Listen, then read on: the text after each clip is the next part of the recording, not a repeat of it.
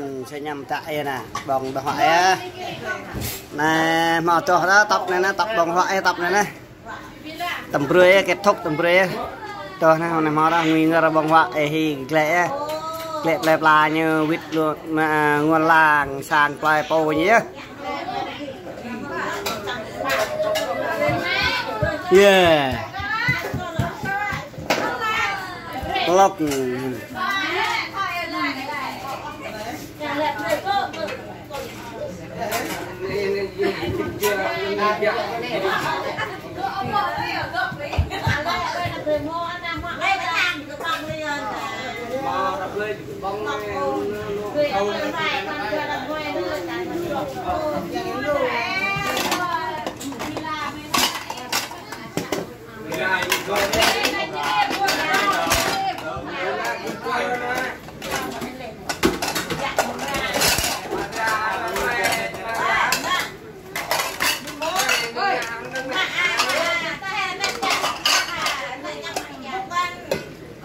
tụi mò nhầm bút cái cá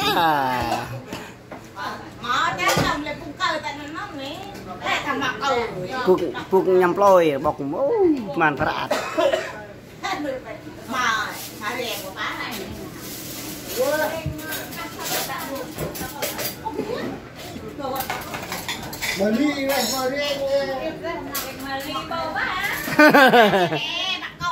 để bà cờ nhẹ đi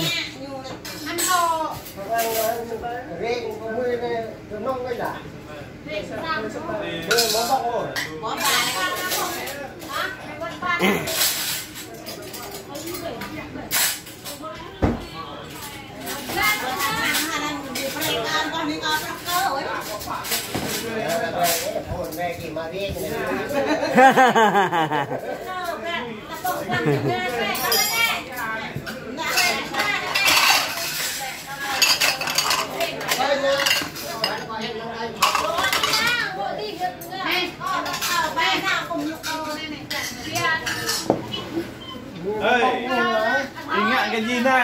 họa là thu ghê mà gì nè nghe gì nè thu ghê phát giang cho thu ghê cái như su sang nghe hình gần này tàng đây gì nè nó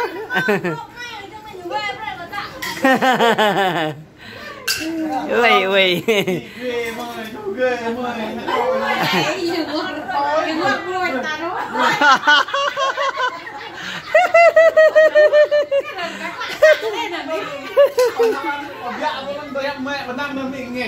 mà nhầm phục nữ rõ về và rõ nhầm phục này mìnhตื่lọt lên đó nhầm cọ vui nữa rồi để đào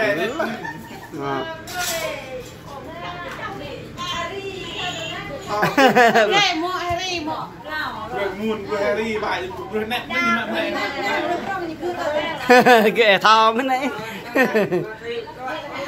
đó chợ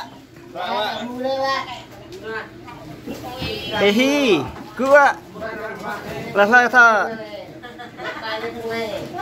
mà bài ra gọi bài khàn như này nè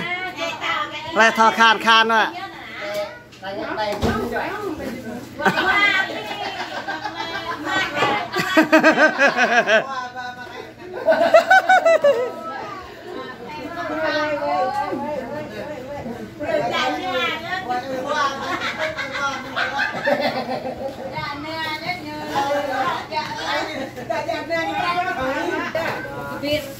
hả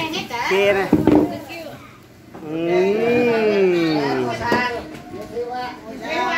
bò sạn chẳng hạn to đấy chứ nào á nãy hi giờ mua đấy chứ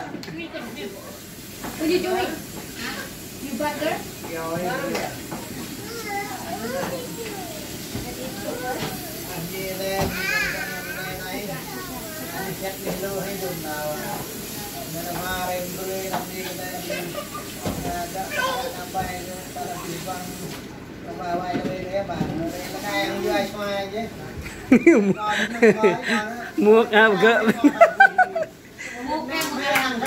muộn ấy gỡ bên này chọc lạc cái gỡ bên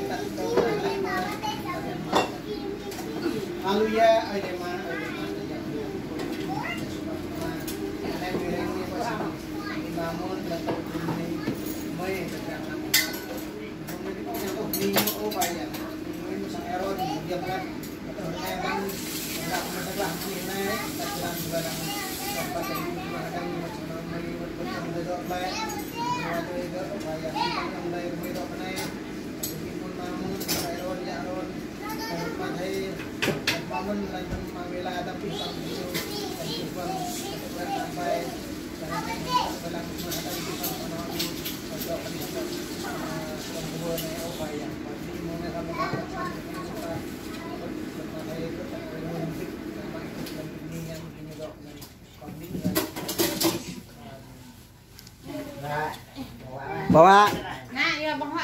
nặng chèn thao ạ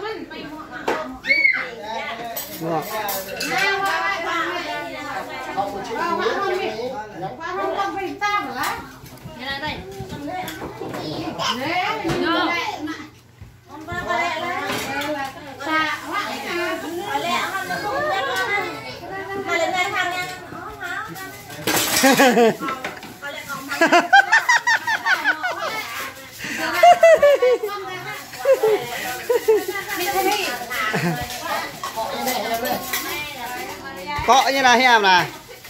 sao bà cọ như bây giờ hèm nè cái giặt như hèm mơ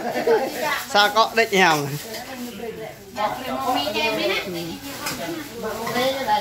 ừ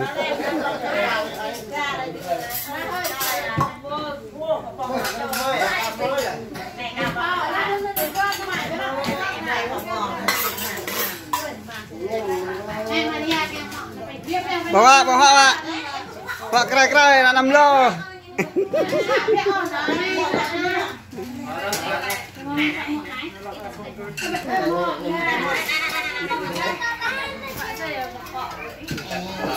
Boleh.